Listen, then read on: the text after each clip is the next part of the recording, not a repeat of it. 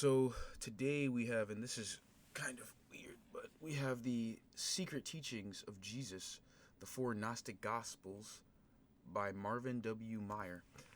This is a collection of the Codex, or partial collection, or the Gnostic part of the Codex of Hamadiyya, I believe. But this is essentially Gnostic Gospels. This is um, an early Christian sect or an early sect of Christianity, pre Roman Catholic. This is like one of the earliest churches, or one of the earliest parts of the Christian church. So, kind of gives you into this. This is a good book. Kind of gives you understanding of the makeup of Christianity and kind of like how the Bible, like you can see parallels within the Bible, and kind of gives you more so an outlook of what people in those times, um,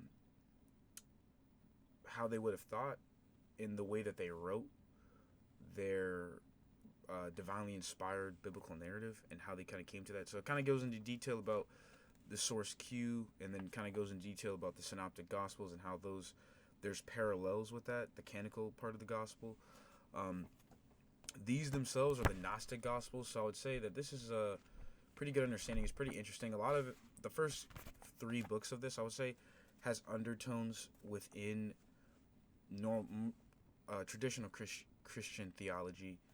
Um, I would say that if you are a traditional Christian and you have an understanding of this and you understand Christianity from that place, then you'll know that. It also gives good insight to the narrative of what people around Jesus was like, if you're trying to look into that, and how people will see that. Like there's, in one of the books, it speaks about like Mary, and it talks about woman, and I believe Peter was very critical of her, and just women in general, and it kind of just shows that people might have been skeptical in some way of Jesus' life and his family.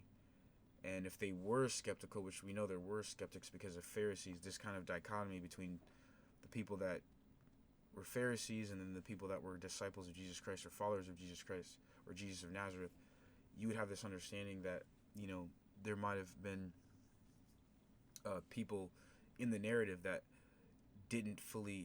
weren't fully on board with the message, or just were skeptical in some way, and so, or had outer influences that were speaking to them. So it kind of gives you that understanding of that. It gives you a different perspective, as well as it shows that there was how the Bible is pretty uniform in the central narrative, because we have all these books that are differing, or from different writers, but they all are saying the same thing. So there was a central narrative that was understood amongst people,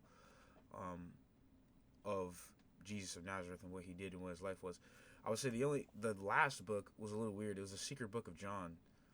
That one, and I could see how this could be misinterpreted in a Gnostic sense, because Gnostics were like very like, they pretty much believed that like the world was like false and the God of the Old Testament was false, and we need to escape this physical world and only embrace the spirit. So they saw things in a very extreme manner, for whatever reason. So it connected a lot of different points. You could see why Catholic Church and Protestant Church started to create scientific thought processes and bases of things to see what's possible. That way you couldn't have these extremist views of people kind of thinking that everything that's physical is fake and it's not real. It's very metaphysical in a sense. It doesn't have any kind of natural understanding. The last book was kind of weird because the first three were like they were fine.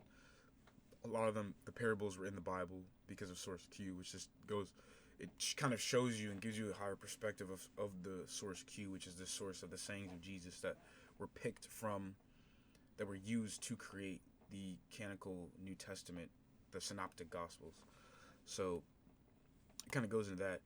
And then the last book is very metaphysical in the sense that it just kind of goes into kind of like truth and virtue and things of that nature, morality, those concepts, and shows them as something eternal.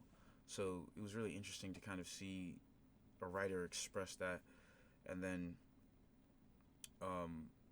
but then it goes off the rails, and then it like completely is strays away from the biblical narrative, and then it just completely like goes and it starts to mix all these different things together. So it was a pretty good book. That was probably low key a spoiler, but it was pretty good except for the last one. So I can kind of see why the Gnostics were a little um, off hinged and more extreme, and why their version of Christianity was seen as heresy, and ultimately a lot of their writings were burned because these people were not thinking in the most rational sense when it comes to theology, and they really were straying away from traditional theology and what the biblical narrative was. So, and if you didn't know, Gnostic means knowledge. So they're or Gnostic, gnosis, but to be a Gnostic means knowledge. So these people had very great emphasis on knowledge, but metaphysical in a sense. So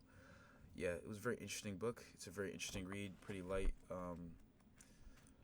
but it's pretty good. So yeah, the secret teachings of Jesus, the four Gnostic Gospels.